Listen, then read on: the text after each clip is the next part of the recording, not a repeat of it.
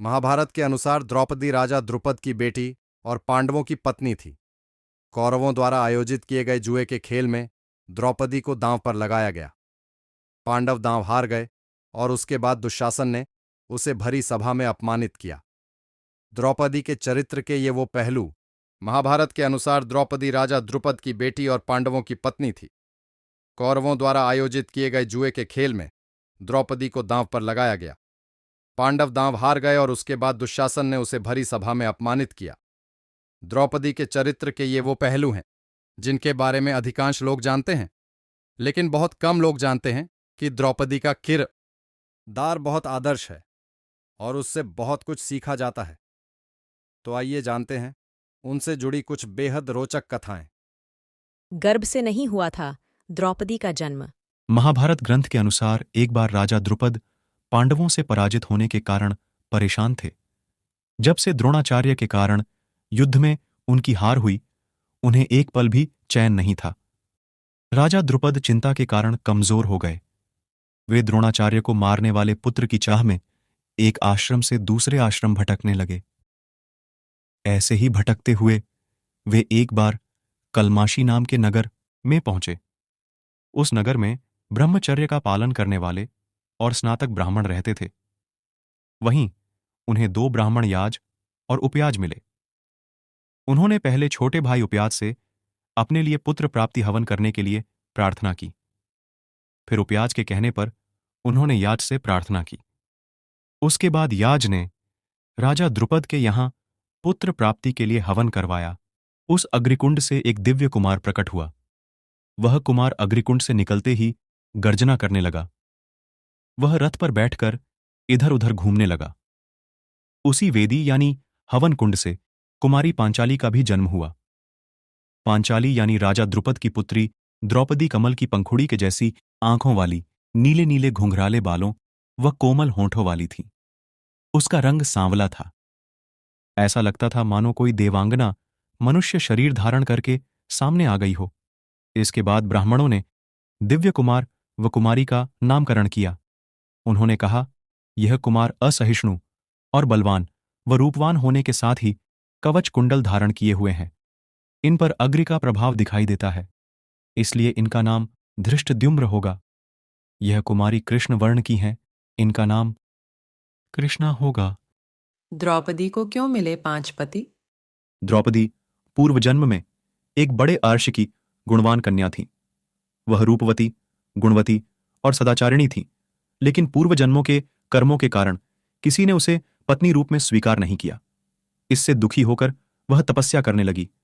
उसकी उग्र तपस्या के कारण भगवान शिव प्रसन्न है और उन्होंने द्रौपदी से कहा, तू टी वरदान मांग ले। इस पर द्रौपदी इतनी प्रसन्न हो गई कि उसने बार बार कहा, मैं सर्वगुण युक्त पति चाहती हूं। भगवान शंकर ने कहा, तूने मनचाहा पति पाने के लिए मुझसे 5 बार प्रार्थना की है, इसलिए तुझे दूसरे जन्म में एक नहीं 5 पति मिलेंगे। तब द्रौपदी ने कहा, मैं तो आपकी कृपा से एक ही पति चाहती हूं। इस पर शिवजी ने कहा, मेरा वरदान व्यर्थ नहीं जा। इस दृश्य को देखकर भीम, अर्जुन, नकुल और सहदेव इस पर हंसने लगे। दुर्योधन उपहास नहीं सह सका। महाभारत के सभा पर्व में इस घटना का इतना ही उल्लेख है। इस ग्रंथ में यह कहीं वर्णित नहीं है कि महारानी द्रौपदी राजा दुर्योधन को कहीं मिली और उन्होंने उनका उपहास किया। अपनी इन विशेषताओं के कारण थी पतियों की प्रिय। एक पत्नी को किस तरह अपने पत्नी धर्म का पालन करना चाहिए, इसका द्रौपदी से अच्छा उदाहरण नहीं हो सकता है। महाभारत में एक दृश्य है जहां सत्यभामा द्रौपदी से मिलने आई हैं और दोनों आपस में बातचीत कर रही हैं।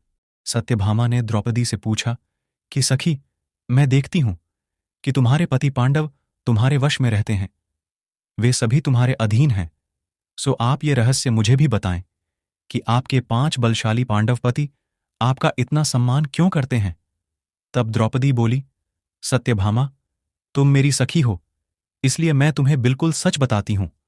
मैं अहंकार और क्रोध से दूर रहती हूं। मैं अपने मन पर काबू रखकर केवल पति की खुशी देखते हुए उनकी सेवा करती हूं। असभ्यता से खड़ी नहीं होती, उनसे कड़वी बातें नहीं कहती हूं, बुरी जगह पर नहीं बैठती, बुरे आचरण को अपने पास भी नहीं फटकने देती, उनके हर संकेत का अनुसरण करती हूं। चाहे कैसा भी पुरुष हो, मेरा मन पांडवों के अलावा किसी पुरुष पर आकर्षित नहीं होता है। पतियों के भोजन किए बिना मैं भोजन नहीं करती हूं, उनके नहाए बिना मैं नहीं नहाती। जब जब पति घर आते हैं तो मैं खड़ी होकर आसन और जल देकर उनका सत्कार करती हूं। मैं बातचीत में किसी का तिरस्कार नहीं करती, समय पर भोजन बनाती हूं और सभी को प्रेम से खिलाती हूं। मेरे पति जिस चीज को नहीं खाते, नहीं पीते, सेवन नहीं करते हैं, उनसे मैं भी दूर रहती हूं। मेरी सास ने मुझे जो भी धर्म बताए हैं, मैं उनका पालन करती हूं। विपरीत समय में अपने पति का हर संभव सहयोग करती हूं। रिश्ता कोई भी हो करे, पूरा विश्वास। कहते हैं किसी भी रिश्ते की बुनियाद विश्वास होता है। द्रौपदी का चित्रण हमें महाभारत में एक ऐसी पत्नी के रूप में मिलता है जो हर परिस्थिति में अपने पति पांडवों पर आंख मूंद कर विश्वास करती है। फिर चाहे पति द्वारा दांव पर लगाया जाना हो या जयद्रथ द्वारा अपहरण या कीचक का बुरी नजर डालना, द्रौपदी ने कभी अपना विश्वास नहीं डगमगाने दिया। एक बार की बात है, पांडव द्रौपदी को आश्रम में अकेला छोड़कर धौम्य आर्ष के आश्रम चले गए थे। उस समय सिंधु देश का राजा जयद्रथ विवाह की इच्छा से शाल्व देश जा रहा था। जयद्रथ और उसकी सेना उस समय धौम्य आर्ष के आश्रम के पास से गुजरे। जयद्रथ की नजर आश्रम के बाहर अकेली खद्दी द्रौपदी पर पड़ गई। वह उस पर मोहित हो गया। उसने द्रौपदी के पास जाकर पूछा, हे सुंदरी, तुम कौन हो? तुम्हारा पति कौन है? या तुम कोई दिव्य कन्या हो? जब द्रौपदी ने अपना परिचय दिया और कहा कि मैं महाराज द्रुपद की पुत्री कृष्णा हूं और मेरे पति पांडव हैं, यह सुनकर जयद्रथ बोला कि उन पांडवों के पास कुछ भी नहीं, वे अब वनवासी हो गए हैं। तुम मुझसे विवाह कर लो और महलों का सुख भोगो। द्रौपदी ने उसे धिक्कारा और कहा, वीर होकर ओछी बात करते हो, तुम्हें लज्जा नहीं आती? अरे दुष्ट, तू मेरे पति पांडवों को नहीं जानता, वे तेरी सेना को आसानी से परास्त कर देंगे। यह सुनकर जयद्रथ बोला, मेरे पास इतना सेना बल है कि मैं पांडवों को धूल चटा दूंगा। अब तुम्हारे सामने दो रास्ते हैं, या तो सीधी तरह से रथ में बैठ जाओ, या पांडवों के हार जाने पर मेरे सामने गिद्ध गिद्धाने को तैयार हो जाओ। द्रौपदी ने कहा, मेरा बल, मेरी शक्ति महान है, मुझे अपने ऊपर विश्वास है। तुम्हारे जोर जबरदस्ती करने पर भी मैं तुम्हारे सामने नहीं गिड्ड गिद्धाऊंगी। एक रथ पर एक साथ बैठकर श्री कृष्ण और अर्जुन आएंगे।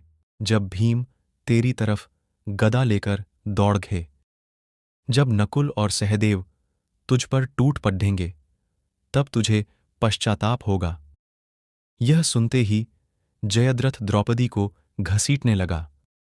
द्रौपदी ने उससे कहा, मेरे कुरुवंशी पति शीघ्र ही मुझसे मिलेंगे और तुझे परास्त करेंगे।